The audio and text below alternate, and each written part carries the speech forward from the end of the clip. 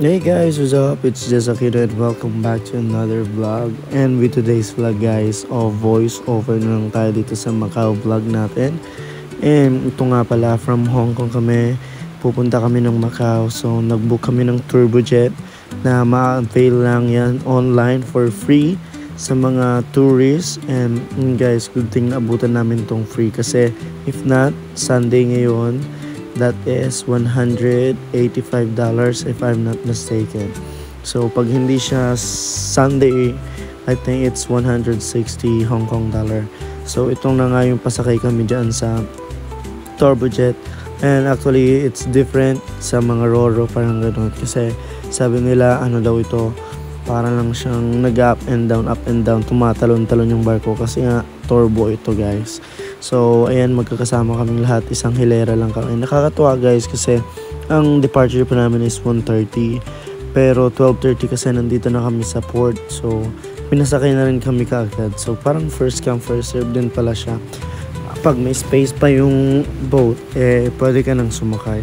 And ayun guys, medyo relax kami dyan nung una. Pero tinulog na lang namin guys kasi pag hindi, para ka talagang dinuduyan guys, up and down siya, nagtatalon-talon tong boat na to. So sabi ko nung sinasabi pa lang nila sa akin dati na ay baka okay lang yan, kaya lang yan, parang Roro lang, pero it's different guys, promise. Kaya ito yung wag nyo ring i-miss na experience pag nasa Hong Kong kayo tapos papasyal kayo ng Macau, is yung mag turbojet kayo guys, kasi sulit talaga guys. Tapos mas mabilis po kayo makakarating ng Macau. So ayun guys, tawanan lang kami dyan, tapos mga kwentuhan habang naghihintay kami. Pero guys, ito ang nakakatuwa sa mga transportation dito, kasi we don't have to wait too long talaga. Kahit sang transport talagang saglitan lang, maya kahit bus may mga darating na mga ganyan. And dito talagang enjoy na enjoy din namin kasi pagkasakay namin talagang alis din kaagad. Ayan. And ang plano nga nila maglakad-lakad pero wala, tinulog na. And after namin, pagdating namin dito sa port, this is Macau. So welcome Macau everyone. At ito na nga ang city ng Macau, city life. So para lang tayo Manila. And random itong video kaya hindi ko naayos yung color grading, pero ito nga, ganito kaganda yung transport nila dito guys, per bus stop yun. Parang lang siyang sa Hong Kong. Pero nakakatawa dito guys kasi may meet namin yung kuya ni Cyrus. So wala kaming signal, wala kaming SIM, as in wala kaming wifi na makonekan dyan kasi sa waiting shed kami. Pero na-inform naman na papunta na kami. So ayun guys, actually na-drop na rin namin yung gamit niyan kasi hindi na rin ako nakakapag-video nung pumunta kami doon. And after that, gabi na, ito yon, malapit sa pinagtuluyan namin. Ito yung view sa gabi kasi nasa street siya ng mga stores, mga ganyan. And ayan, pagkalabas mo doon, konting distance lang, ayan na, nasa Saint Ruin na tayo. Inulit na lang natin yung video kasi nagkamali tayo. Ayan, so ito nga yung Saint Ruins. And actually hindi namin talaga planong puntahan pa yan kasi ang plano lang namin ay maglakad-lakad. Nakarating naman na kami dyan sa St. Louis. Ito yung gardens nila, kaya nagtambay-tambay muna tayo dyan, nagpalamig tayo para naman at least ma-enjoy natin yung view guys dito sa Macau. Pag gabi gising na gising kasi napakaliwanag. Kaya siguro no wonder less yung mga disgrasya kasi kahit kalsada napakaliwanag dito guys. So dito nga pala para tong simbahan, itong St. Ruins. Ayan, old simbahan, parang ganyan. Historical place siya. And ito yung talagang isa sa tourist spot na pinupuntahan dito. And ayan, the next day na tayo. Yan na yung talagang pinakagala namin. And kasama namin si Ate Jerica. And from Philippines din niya, pero nag-work siya dito sa Macau. So ayan, sinundo niya na kami mismo sa place namin. Kasi nga sakto day off niya. Yan, kasama din natin yan, ka-fellowship natin yan sa church. And ayun, tuwang-tuwa naman siya na i-tour kami, pasyal kami dito sa Macau. So pagka meet namin sa kanya, pumunta na kami dito sa bus stop para mapuntahan na namin yung mga kailangan naming puntahan para makapasyal-pasyal. So ito nga pala yung 7-Eleven nila doon. Bumili po kami ng bus card kasi wala pang laman yung bus card na iba. Then ito ganito guys, merong number yung mga bus. And ang nakakatawa dito guys sa Macau, ma-detect natin sa phone kung nasaan na yung bus next in line na bus na darating sa bus stop. So parang lang umiikot lang yan, ganyan. So may mga codes dito. So pag marunong tayo magbasa, hindi naman kayo basta-basta mawawala. And alam na yung mga sistema. So hindi naman mahirap pag-aralan yung sistema once na nakapunta na kayo dito, kasi talagang i-assist naman kayo. And don't worry guys, hindi kayo mawawala dito sa Macau kasi ang daming Pinoy kahit saan kayo magpunta. Kung maglalakad kayo sa streets, malalaman mo na lang ng mga Pinoy kasi nagsasalita. Siyempre nagtatagalog sila. Ayan, kahit sa bus, meron kang makakasabay na Pinoy. And malalaman mo Pinoy kasi ang lakas magkwentuhan. Ayan. So, yan, pupunta tayo doon sa first destination natin. And ito pa lang guys, madali lang malibot yung Macau. Actually, kahit one day ka lang pumasyal sa Macau, pwede mo siyang malibot kasi isang ikot lang yan ng mga bus. And ito nga pala yung anong tawag na dyan? Parang kilalang yan, tower yan, Macau Tower. So, maliwanag yan sa gabi guys. Then, ito, napakalinis dito and napakaluwang ng kalsada. Natatawa kami dyan guys kasi ang bibilis nga ng pag-drive ng mga bus driver.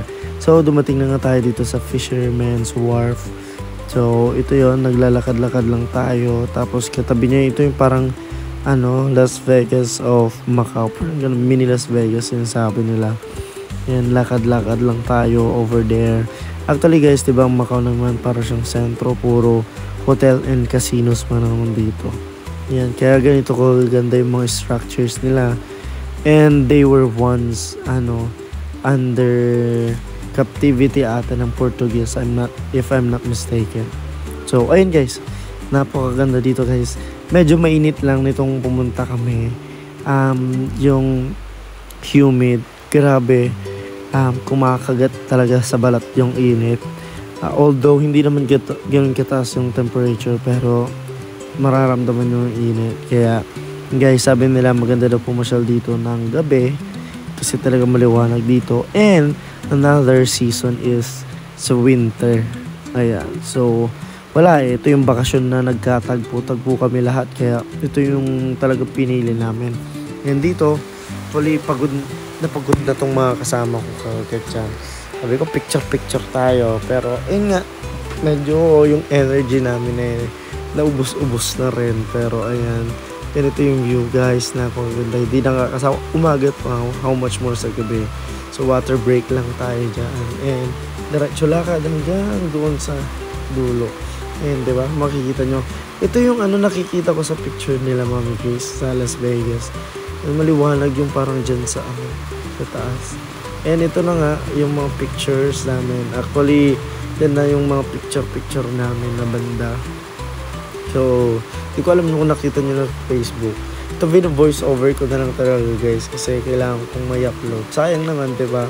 Actually, may mga fountain dyan. Hindi na namin yan nalibot ng talagang specific na libot kasi nakakapagod na rin guys kasi super init.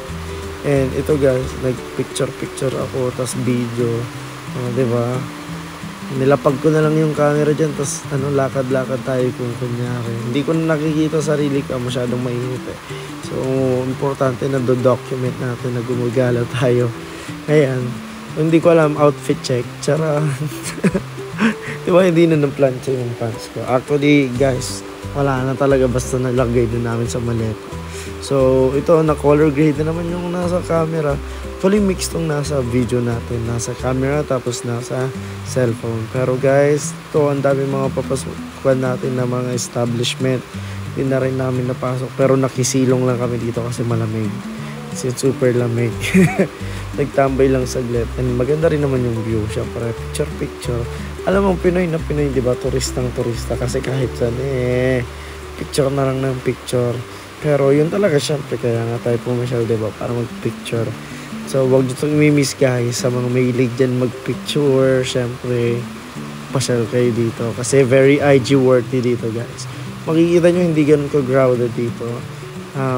Kasi gabi talaga sila dumadayo dito. Tapos may mga close pa dyan na store. Kasi talagang pang gabi. Ayan, diba? Pero syempre, sayang naman yung maghapon kung nasa lang kwarto lang kami. So, naglibot-libot na rin kami. Ayan, ito lang yung store na nakita namin bukas. Actually, meron pa doon sa bandang dulo ng mga bentahan.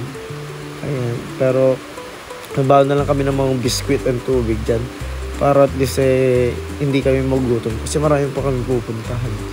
Ayan, so kung makikita nyo dito rin, para lang tayo nasa United States. Manifesting, kumbaga ano na to, foreshadowing na. Diba? Ayan, ang gaganda ng building dito guys. Ewan ko, amaze na amaze ako. Yun lang talaga mainit. Sayang mainit talaga. So, and guys, perfect time na pagpasyal nyo dito is on winter. Tapos, don't worry, from Hong Kong kaya nyo to ng day tour. Meron namang turbo jet, pwede naman bus, or may helicopter din kung super rich kayo, diba? So, pasyal na kayo dito guys, promise. Kahit day tour lang, may enjoy nyo. Maraming pwedeng pagpasyalan, picture-picturean, basta agahan nyo na lang, tapos hanggang gabi. Kasi hanggang gabi naman yung mga bus. So, ayun lang. Bye guys, thanks for watching, bye-bye.